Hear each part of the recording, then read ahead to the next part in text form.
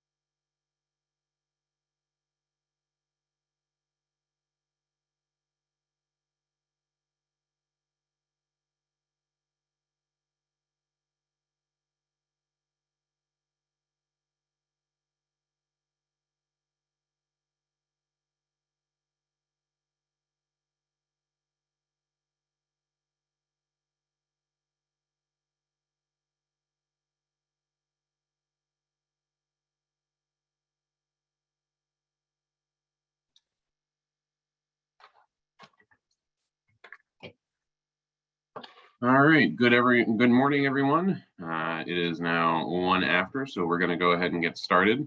My name is Kevin Fries. I am the Planning, Training, and Outreach Manager for the Office of Emergency Management here at Cuyahoga County. Joining us today is Mark Christie, the Director for Emergency Management for the county, as well as Jeremy Mio from our cybersecurity team here at the county.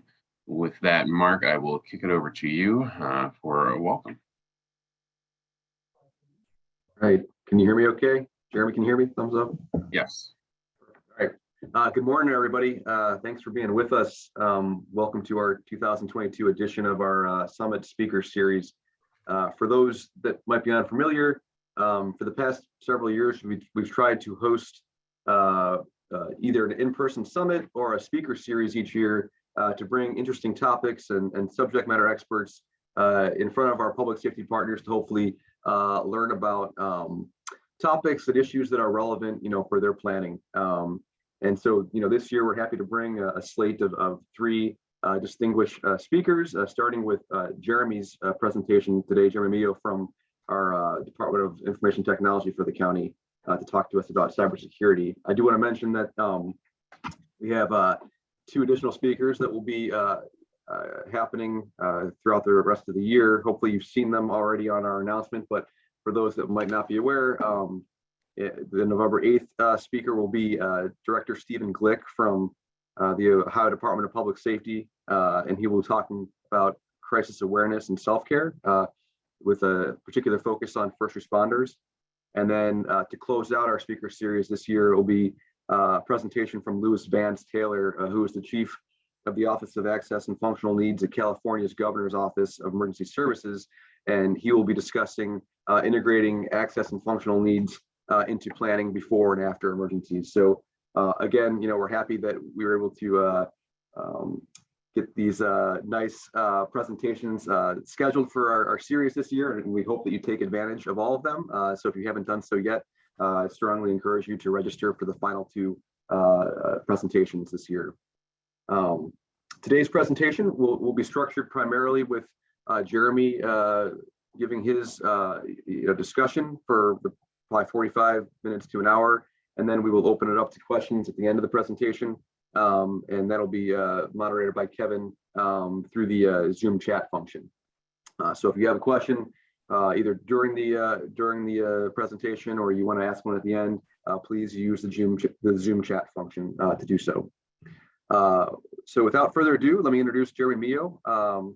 Jeremy currently serves as the Interim Deputy Chief Technology Officer at the Cuyahoga County Department of Information Technology. He has public and private sector expertise relating to the evolution of security conversions, the merger of physical and information security, and cyber warfare. Jeremy previously worked in the private sector of enterprise information security. So Jeremy, thank you very much again for being with us today. And with that, I'll turn over the mic to you. Awesome. Thank you. Everyone hear me? Thumbs up. Mark? Yes. Thumbs up that you can see my screen right now. Awesome. All right. Thank you for that. Thank you, Mark and Kevin and the Cuyahoga County Emergency Management staff for including me in the speaker series. As Mark alluded, I am Jeremy Mio. I am currently the Deputy Chief Technology Officer, also serve regularly as the Information Security Officer over the Office of Security and Research for Cuyahoga County. I've had cybersecurity experience for over 15 years, mostly in a combination of the private and federal military contracting sector, and now over the probably over 7 years now in local government. So it's been a great opportunity to work with Cuyahoga County. We are just a little bit about Cuyahoga County cybersecurity. We are a full-time cybersecurity staff. We have three to four analysts and a few security engineers that work with a lot of the Cuyahoga County agencies. And with that, I'd like to go through the agenda here. We're going to go through some quick case studies. These are going to be news and articles to get people open up. I know that cybersecurity is a hot topic and probably been all over, especially in the public safety and the public sector area. Some of the more important things we'll go through is what can you do? So there are some things, a lot of us wear multiple hats.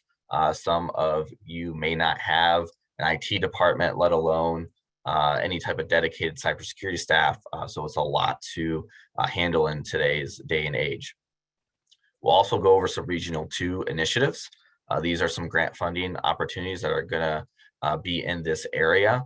Most of it's already in flight, but I'll quickly go over that just as an awareness for at least the Region 2 in Ohio. Then we'll go through some takeaways. The nice thing that's about this speaker series and maybe other presentations too, I'll give some templates over to Kevin and Mark. So you'll after this presentation, you'll have some template documents as well as some other types of cybersecurity resources you could start using tomorrow with little effort.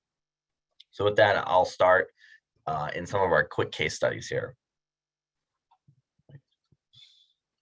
Before the quick case studies, I like to always have this as my start slide. This slide's about a couple years old, but this is specific to the Ohio region. A lot of captions here, a lot of various news articles just for, and I apologize if any of your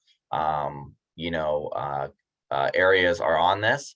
The thing is that regardless of the narrative behind what actually happened or what may have not happened, the reputation and news is always something that we never want to be a part of, especially in the public sector. I could tell you that it's never good to be in the news. Most people's jobs is to stay out of the news. But again, over the past 5 to 6 years, you can see that it's not just, it's happening everywhere. I don't need to say this as much as I previously have, because I think that cyber is really coming out of the woodworks everywhere. But again, everywhere can be ransomware. Everywhere can have a wire fraud or scam. It only takes one person to unfortunately click a link, even if you do have security staff, but you need to be able to respond and detect pretty quickly here. So with that, going on some more recent case studies, hopefully some of you on the webinar have heard of these before, but we're going to go through quickly the Colonial Pipeline incident. Also a hospital death that was attempted to be linked to ransomware, a jail lockdown, which none of us need a cybersecurity activity to be responsible for, let alone regular lockdowns. And then an Iranian prison ransomware attack. With that one, I'll try to share a video. We'll see how that goes. I know I have to share my screens for that. So the Colonial Pipeline, if you're not aware of it, a large pipeline, oil and gas, was ransomware causing major issues across pretty much the entire United States, especially on the eastern side with supply chain of gas. They were down for a while. One of the more interesting things is a lot of information about the Colonial Pipeline, a lot that you might have also read. But one thing I always want to hit with the Colonial Pipeline about the ransomware is some people might know when they dig into that they did pay the ransom, but then they also got the payment back. So some people wonder, why that was. What did they do? Did they remediate? And one of the things to know that was a lessons learned for cybersecurity experts is we never recommend paying the ransom, but that's a business decision. However, when you think about paying a ransom, or even the process of decrypting a lot of data, when they ended up doing that, it was going to take weeks for the decryption processes to run. So when you do have an issue and you have a large scale or even a small scale attack, paying that ransomware or even recovering from backups, even it's the same point. It takes time.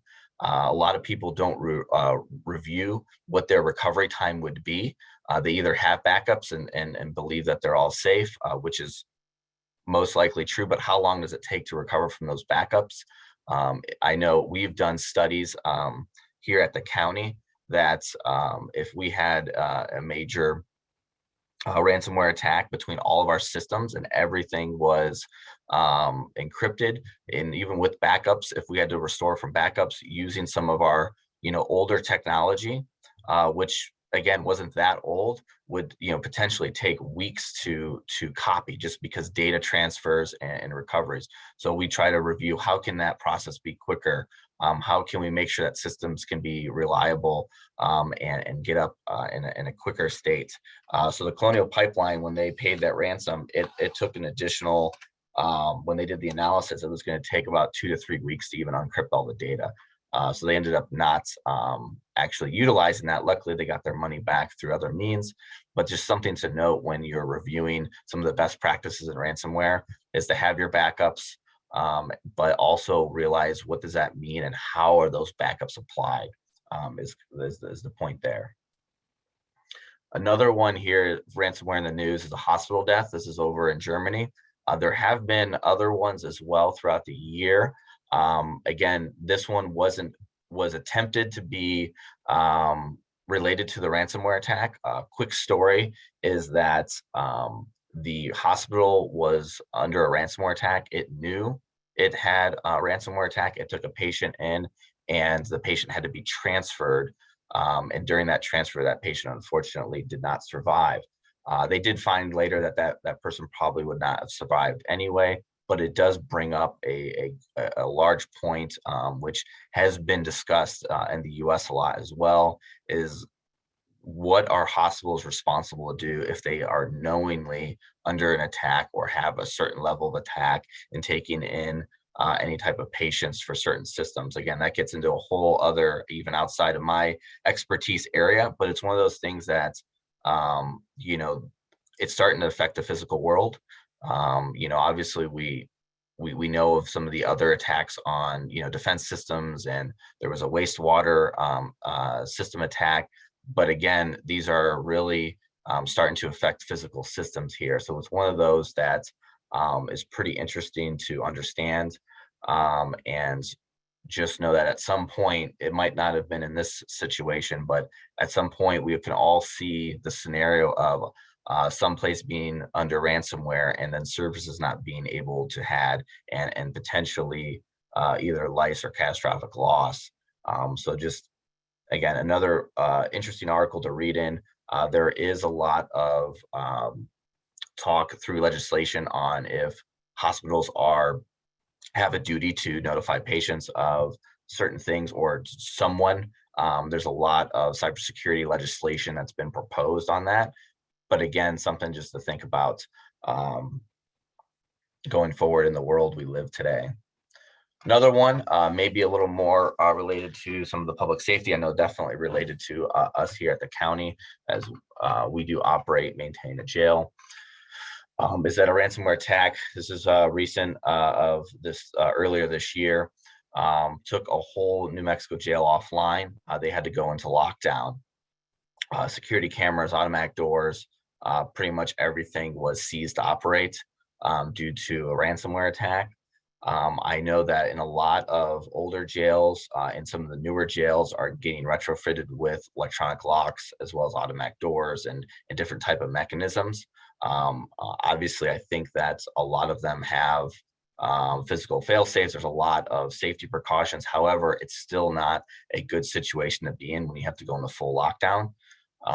And definitely when you don't want to be in a lockdown for you know, a day or days, that is definitely not a good situation to be in front of. So again, these are happening more and more. I see, you know, every probably other month, some type of jail prison issue with ransomware or some type of cybersecurity incident.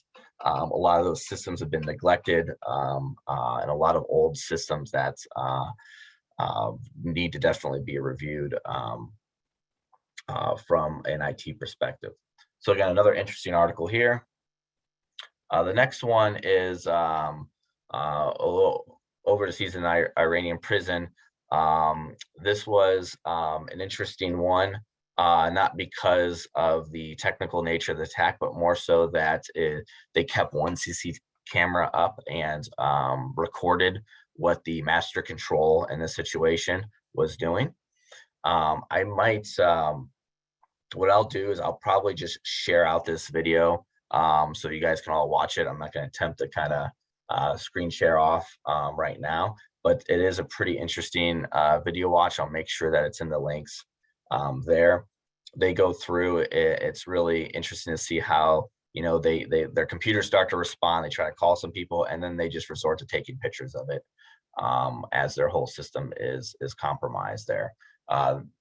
For those that are interested, it was a hacktivism, so they had a statement on there.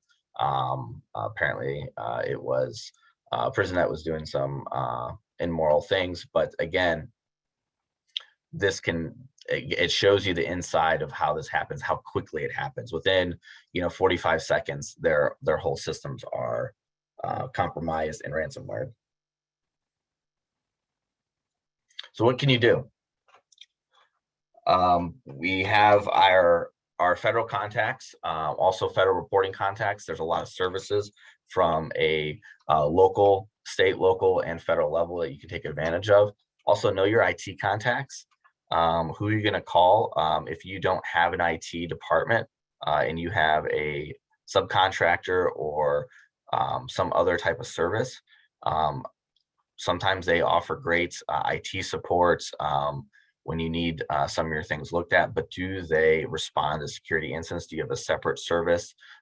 Or is that IT person, do they know what to do or have the training? Again, a lot of IT professionals to make sure that they have this training to know what to do. So if you guys are in any type of crisis or response, you can rely on that person.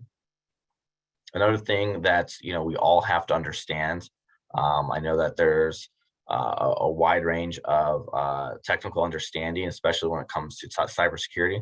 But this day and age, we need to understand some basic ransomware as well as business email compromise. It might be a familiar term, but it's something that's happening more and more often, even especially within local government and public safety. Have some type of incident response plan written down in some form or fashion. If you try to review some of the federal templates, they're definitely long, just like any other probably public safety templates. But there are some easier ones. I will be sharing some resources here, so you have something to grab onto a little more than a 100-page incident response plan for cybersecurity. And then conducting cybersecurity tabletop exercise. I think all of us in the public safety and hopefully being a part of the emergency management speaker series should know generally what a tabletop is. Have them for some cybersecurity instances as well. You don't have to conduct a full on tabletop. It could just be what we call like a 15-minute tabletop, where you take an hour and just go over a general scenario, hopefully with your IT contact, and go through what would happen in these scenarios, even just at the very basic level. That could go a long way on helping you understand how IT and cybersecurity responds, but also helping them understand and get the process in place before something happens. So know your contacts. As I said, who is your IT contact? Do you know who that is? Do you have one? Do you have multiple? Is there a backup? Are there third-party services? Good contacts to have for the Ohio region. I put them here. Hopefully you have a lot of these as well. Again, we have our Northeast Ohio Regional Fusion Center. We have our Homeland Security contacts, our physical security advisor, as well as our cybersecurity advisor. Obviously for cybersecurity, make sure you have Taryn Williams contact, great resource. And again, we have the Cleveland FBI office, and then the MSISAC SOC. I'll go more into the MSISAC, but at the very basic level, they are an information sharing and analysis center for multi-state entities. This includes all public sector hospitals as well as school systems. And they have a security operations center that's 24/7 that you can call or email for pretty much any type of need. The ability for them to assist might be variable. However, they will respond. They do respond timely, and they have a lot of free resources that I think pretty much everyone on this webinar should be able to take advantage of. I'll go more over that in a later slide. Understanding ransomware and business email compromise. This might seem like a broken record at this point because you've probably heard of ransomware a lot, and hopefully business email compromise in some form, but maybe you have not or fully understood exactly what it is. From the ransomware perspective, again, a phishing attack, it could be really any type of attack vector that encrypts your personal corporate data that essentially holds your data for ransom. Another thing to mention here, there's a lot of scareware. Scareware is like fake ransomware. That's why it's important for your IT contacts to have good incident response training to understand when there is a quote unquote scareware ransomware where it claims to encrypt your files, but they really aren't encrypted. Again, still something you want to triage. However, knowing that can help out a lot of preventing an entire crisis response. I know of a few small, areas in Ohio that have conducted, a entire, small crisis response when it was just a fake web page that was persistent. It was definitely something to be looked at and get that computer looked at, but it wasn't real ransomware. Business email compromise is been on the rise, kind of in tandem with ransomware now, since it is a vector also for ransomware at some point. However, it mostly deals with trying to get somebody to do something from a, posing as that person, that director, or that trusted entity. This is extremely common, unfortunately, in local governments, because a lot of the local governments, unfortunately, do not have some of the more advanced security functions on the email, where it's very easy for someone to spoof. Again, a lot of other places have this. You're probably very familiar with, like a FedEx scam, or other types of payment scams. But there have been a lot of spoofing of court records or warrants, law enforcement requests. Pay this money, or for because you're getting subpoenaed, or submit a subpoena filing fee, which a lot of people, again, they don't know, and they might not call the office that is getting spoofed to really check up on things. So something to really be aware of, especially with from a local government perspective. Again, most of the common vectors there is enticing people to pretend to be vendors, to get wire fraud, to get some type of money, change accounting details, pose as an employee to get their bank account transferred or changed, which does happen. We've seen attacks where people have requested to HR to get their bank account information. HR has responded and said, please fill out this documentation. And the attacker was, great, thank you, filled out all the documentation to change this to a different bank that then funneled money around. And unfortunately, that is way too common. Another really common one with business email compromise that's getting a little more sophisticated and too common is what's called thread hijacking. I wish I had an example here, but it is essentially compromising or having an email from a previous vendor that looked like you replied from them and they're actually inside the thread. Makes you trust that email more, but really they got that thread either from some type of data on the internet separately, or they have compromised that other vendor and now they're just trying to hijack in between threads. That's been more and more common. A lot of people think that, who would want to target me? I don't have anything of value. This is an example or a screenshot from some of the categories on dark web black markets. And the pricing, this is 2021 pricing. So it's probably usually goes down, but this is the amount of cost you can see here in some of the categories that are being sold. A big one I have here that is kind of highlighted or in the red box there is rentals. Sometimes,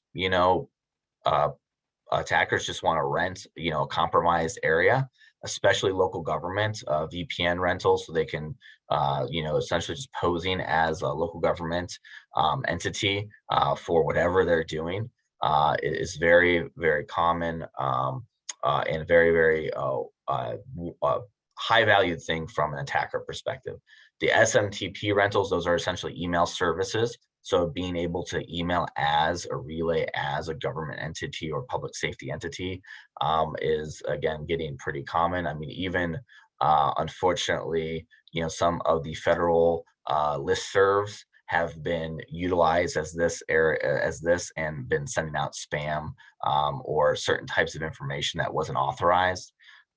Again, it's just spam rental in general, just, being able to spam as more people. More email accounts, the better for a lot of these attackers. And then the things that you could imagine, card cloners, credit card information, and things like that. Again, credit card information you can get, down to the dollars and cents now per file here. And all the other things that you can buy. So there's never a reason that no one will want to target you. Attackers can utilize pretty much anything from, your posing as your entity, or even just a compute and space of your computer and or your organization's network. Other thing you can do is have an incident response plan. Don't overcomplicate it, right? You can start with some of the following basics.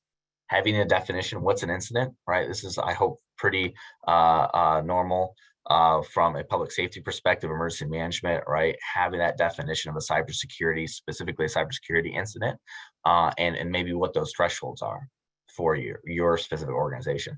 And what framework are you aligned to? Or do you have, and if you don't align to a framework, hopefully you do, but are you covering those basics within that? There are a lot of just, NIST, National Institute of Standards and Technology, and government frameworks for responding to incidences.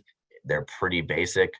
Follow them. You don't have to follow the entire 200 pages of the NIST documentation, but again, the basic framework and methodology can definitely be followed for any organization, even small.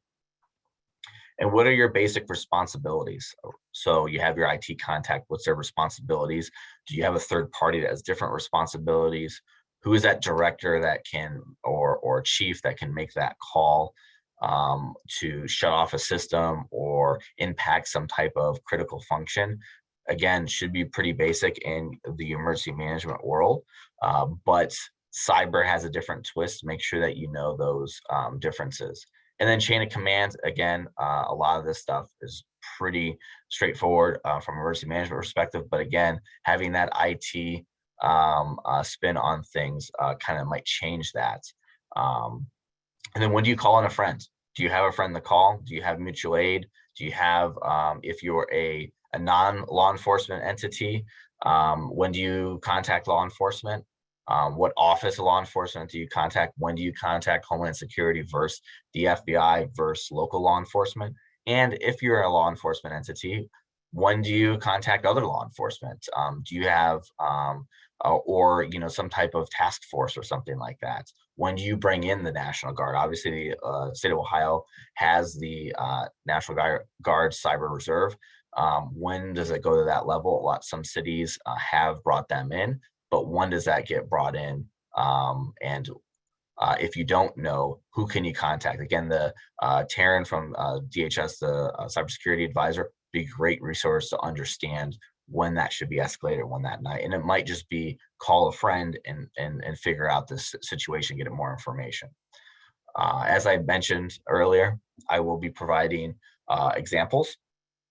So I'll give a 2-page instant response template, as well as emergency escalation procedures. Again, just another 2-pager that should be able to suffice if you have absolutely nothing. It's always good to review these and expand them, but everyone has different type of capabilities and resources.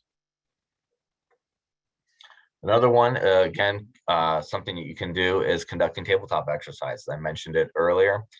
Don't overcomplicate it, just like an incident response plan. Hopefully having some of these tabletop exercises can help review your incident response plan and maybe fill in the gaps. These only don't have to be long tabletops. It could be just 1 hour quarterly to start with, and maybe even 1 hour monthly at some point. But again, even just a quarterly 1 hour cybersecurity tabletop, and something ransomware related or something, insert the next cybersecurity attack vector here, and you can review that with your IT contacts and potentially external partners. I'll be also providing examples of base scenarios, just really quick, scenario. Someone gets ransomware on a laptop that's for whatever reason was unknown to your IT department because someone's nephew is in and plugged into the network, and all of a sudden that happens. What do you do? Things like that. Or you get suspicious activity from a camera that's what do you do with your camera network? Is it isolated? All those things, you can have those as base scenarios, and then just have a few follow-up questions. Is this my incident response plan? Do I need to have this specific procedure? Do we have some of the vendor or documentation to respond? Things like that. And then hopefully, again, be in emergency management um, uh, uh, within the emergency management space. After action report. Maybe you already have some of this. I'll be providing like a 1-page after action report. It's a very basic one for cybersecurity. But again, it's a good thing to have and a quick thing to have, just so that you have those lessons learned and you understand those gaps, especially doing the tabletops, and you can get them addressed, throughout throughout the year with the resources you have. So with some bonus stuff, I mentioned it earlier that I'll get it into a little more of the multi-state ISAC. Again, the multi-state ISAC is the Information Sharing Analysis Center. It is funded through, it's technically a nonprofit. It's funded through Homeland Security. They are directly work together with a lot of state, local, tribal, and territory governments. They also work with public hospitals and public school systems. They have recently extended that to potentially private institutions and utilities, depending on certain circumstances. I do have the link below there for registration. I recommend that everyone within the public space, emergency management space, register or figure out who is registered for their organization and get added to the registration list. There are different levels. There's always going to be an owner per organization, assuming at least one person has registered.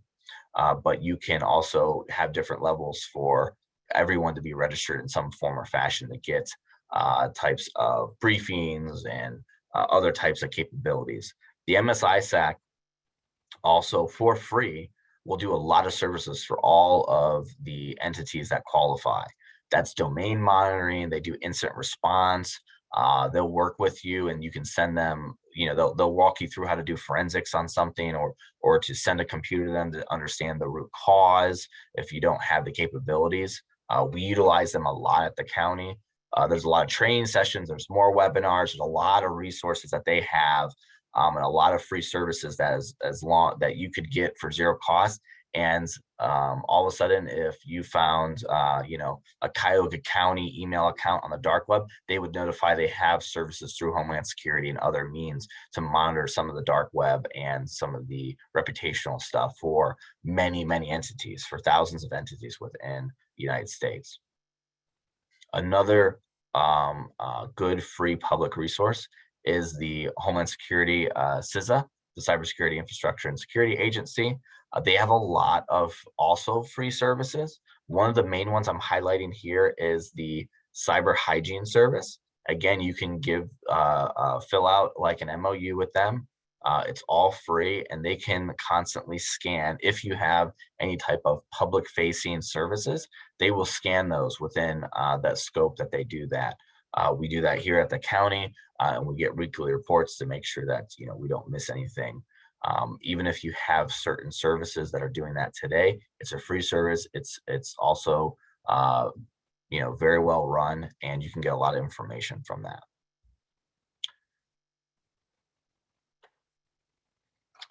The next thing to talk about is the Cuyahoga County Regional 2 initiatives. These are through grant funding initiatives. Currently, this is going through the Homeland Security grant fundings, but there are potentially more grant fundings coming forward. 2 ones I want to highlight, there are other ones in progress, is the Cybersecurity Assessment and Working Group.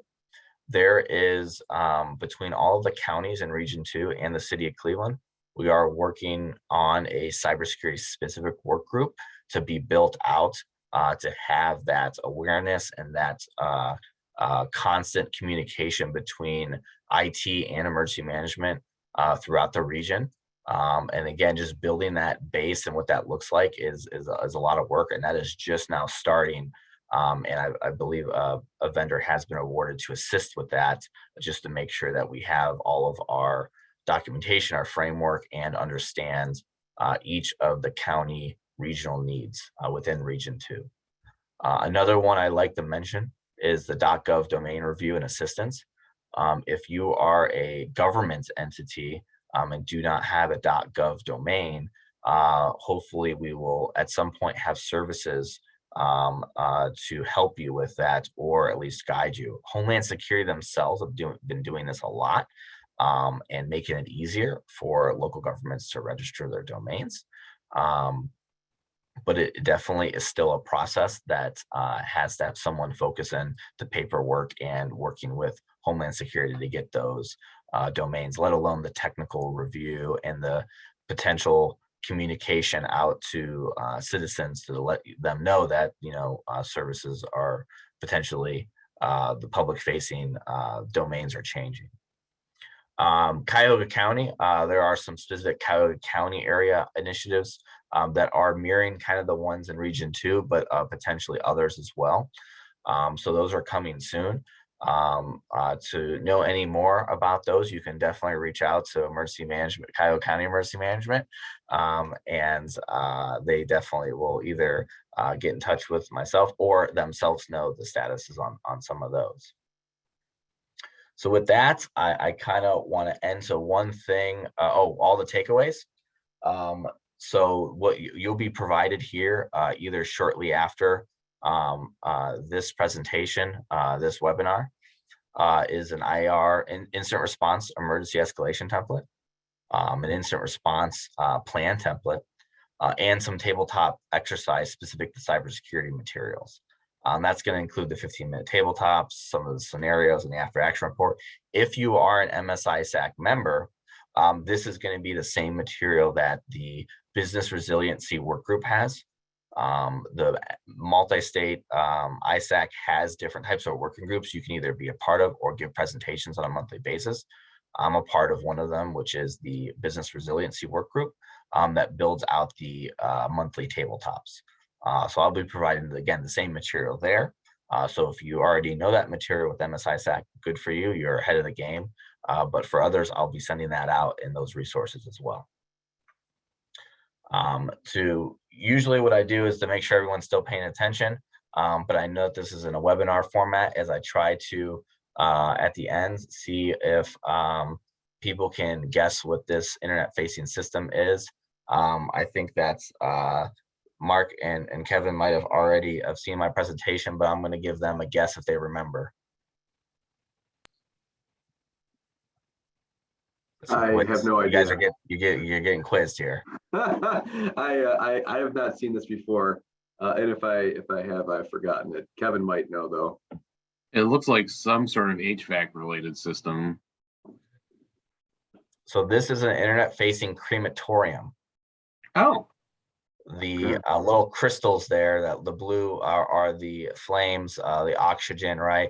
And again, I don't want to be morbid here, but there are some other settings on here that are specific to certain types of size of what you have to cremate here.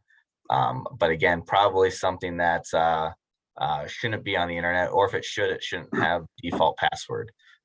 So again, this is again just an example screenshot of, you can find everything. And even though this is the date is 2012, I think that this was actually a 2020 screenshot.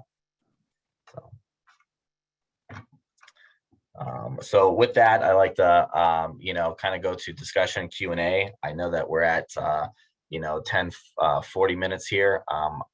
So I hope that we have some time. I do like a lot of Q&A to answer some questions. And with that, there is a Q&A function within Zoom. So if you would like to ask a question, please feel free to type it in there, and I will go ahead and aggregate those and ask Jeremy away. Yeah, and while we wait for that, Mark, do you have any cybersecurity related questions? Not really. I guess my you are a wealth of information, and what we're dealing with, I think, most regularly from the emergency management public safety world, where it intersects with cybersecurity planning. Oftentimes it's related to continuity of operations planning. And so we always struggle when we're trying to encourage departments or other external groups and help them do their continuity planning, when usually when we get to cybersecurity or IT issues, it's a stumbling block, and it's always very beneficial to have somebody from IT for that respective organization or department in the space to help walk them through the challenge or issue that they're confronting, because usually the conversation ends there if there's not an IT representative available. So I guess I say all this just because you've given a lot of good resources, a lot of good insight, and I think I'd like people to walk away from this with really retaining those, and as they're talking through planning or ways that they can make their organizations more resilient in the continuity context, that they're going to take advantage of those resources, that they're going to take the time to have those conversations with their IT people to in advance of something like this happening, so they will have a running start to recover from it or prevent it entirely. So that's my initial reaction to all this, is that this is scary stuff. It's obviously, everybody acknowledges that there's vulnerabilities and the disruptions can be catastrophic. So just really hopefully this will resonate with them, and they'll take advantage of some of the resources you shared, and they'll make an effort to have those conversations with their respective IT people. Definitely. Awesome. Well, I do see some of them. Do you want me to just start triaging these, Kevin? Sure. So the first one is, can you elaborate on the grants that can be used for cybersecurity and infrastructure upgrades? Yeah, so I might actually ask for, Mark or Kevin from an assistance perspective here, but I know that the items that we have been using here at the county are what I believe are the Homeland Security UASI funding, as well as some of the general Homeland Security grant monies that are dedicated to cybersecurity, and those are specific to the region. And those right now are working through your emergency management partners and law enforcement partners. That's the current cybersecurity grant stuff. And Mark, again, Kevin might be able to allude on that. The other one that's coming down the pipe is that there was a cybersecurity, specifically a local government cybersecurity grant program that was signed, that is still in the phases of understanding how that money is going to be distributed. That might be a year from now, or et cetera. So that is another one that's coming. The other one that is also coming down the pipe, that I think is in the pipe, is the infrastructure. I believe the infrastructure bill that also has some cybersecurity resources. A lot of those are specific to public safety, sewer, water waste, and critical infrastructure stuff. But I don't know if Kevin and Mark know more about those areas, since they live in emergency management. Yeah, so the Infrastructure and Jobs Act does include a separate set aside for cybersecurity for those items that you just listed. And then also, in addition to the grants that Jeremy mentioned, there is also the Building Resilient Infrastructure and Communities grant, the BRIC program, which also has some cybersecurity priorities listed in it. It's a broader infrastructure resiliency grant program, but there's definitely some cyber aspects that are included in that. Mark, are you aware of any others?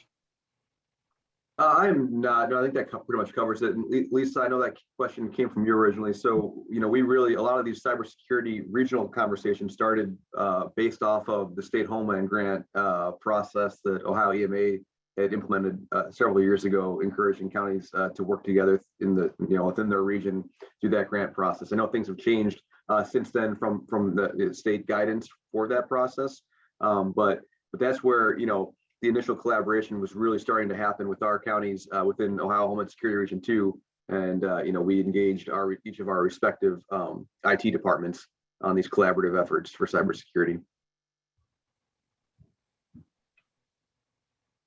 All right, moving on to the next question. Jeremy, can you please explain the benefit of a community using .gov versus .com or .net? And I know I've asked you this question before myself, so. Yeah, so one of the main benefits is that the .government domain is managed and operated by the federal government.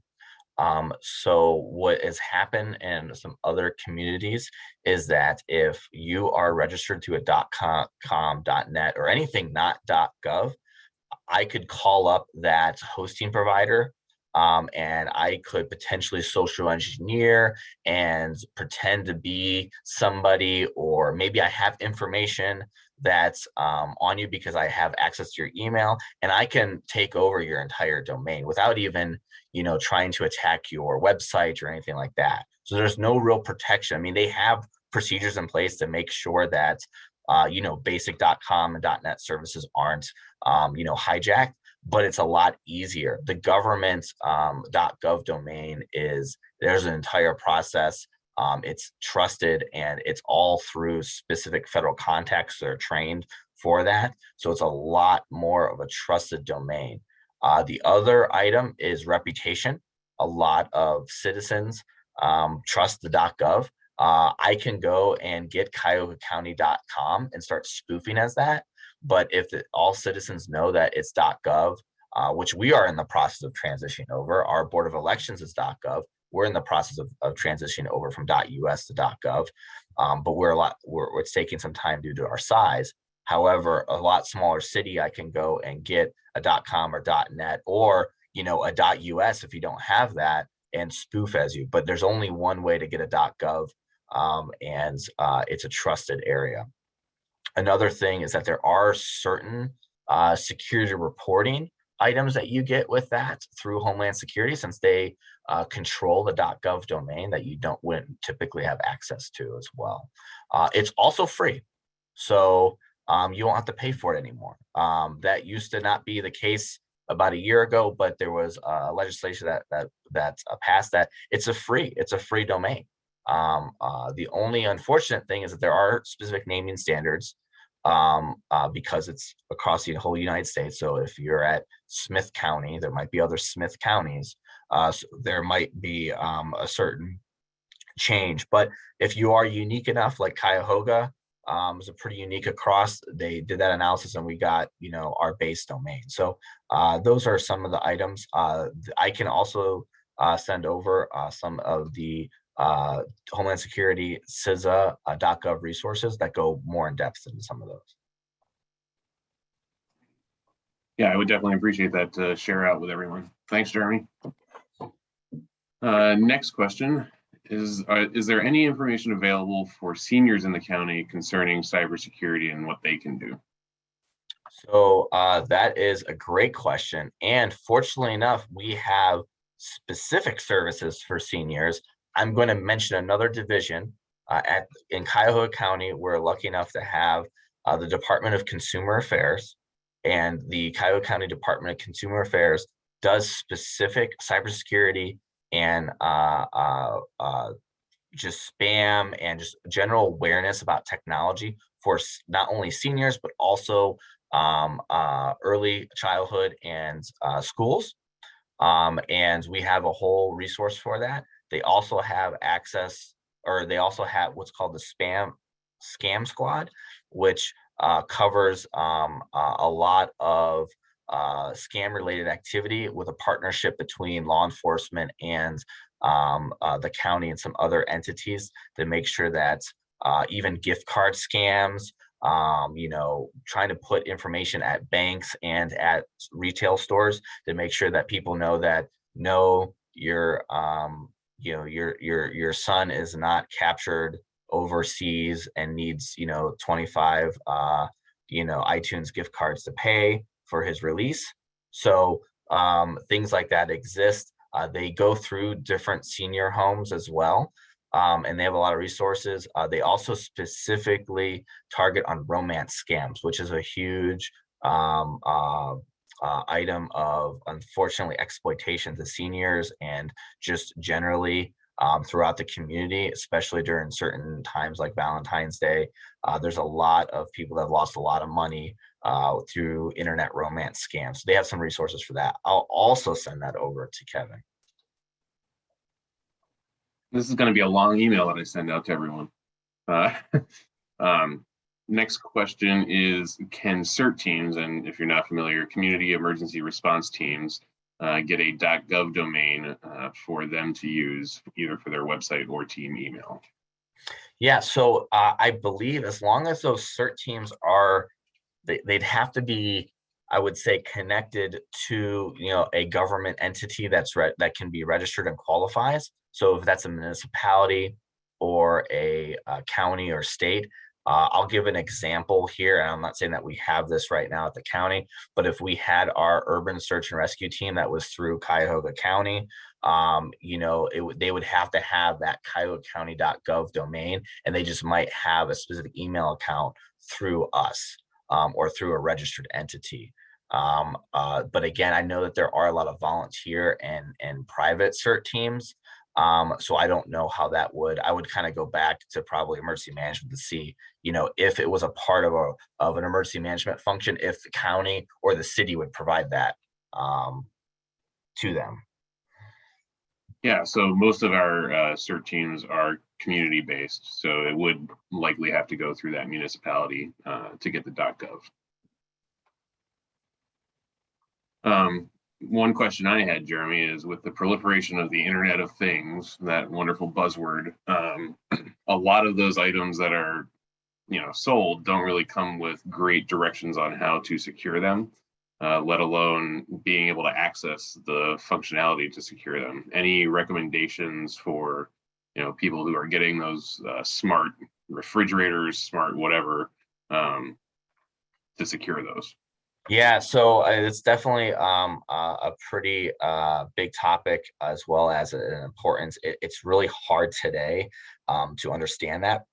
You have to do your research, but again, if you don't have the technical capabilities of doing that research and understanding and getting that off-brand versus paying a little bit more that might have that information, we're in an interesting space. I do know that there is legislation in the FTC, I think, the Federal Consumer, to review what is mandated, similar to a nutrition label that would be for all these IoT components. I know that they have released guidance, and I think that if you go to your local electronics store and look at like a name brand like router or specific item, you'll start to, if you haven't already, start to see some packaging label that says this can be updated monthly. This is, change your default password, right? There's some required things that they're starting to standardize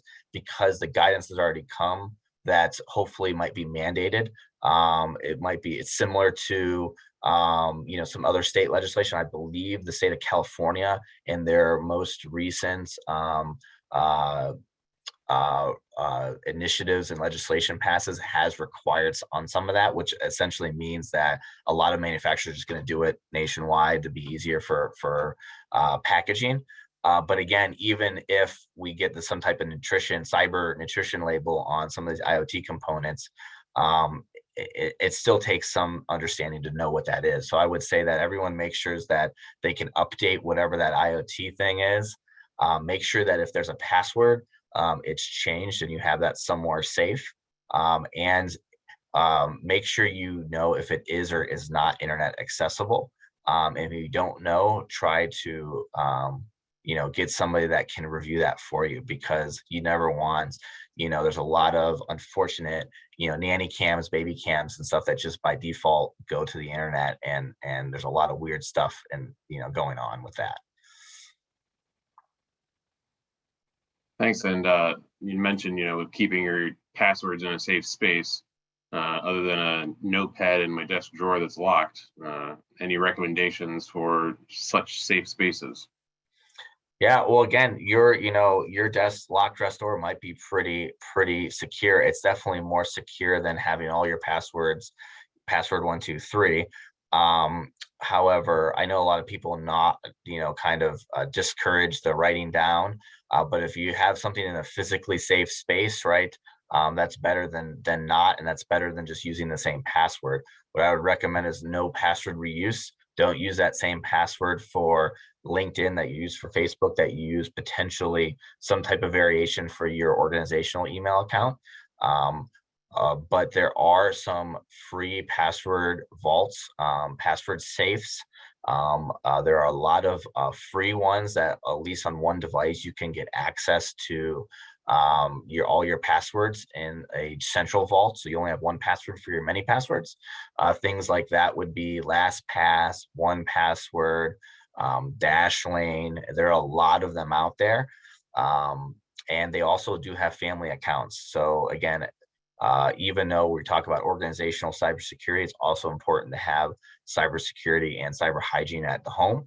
So a lot of those do have the ability to have home accounts, so you can assist in, mentioning the seniors, you can assist them in their password vaults and have access and be able to securely and safely let them remember what their passwords. I know that a lot of people that might not have their entire family or some of the elderly have password vaults.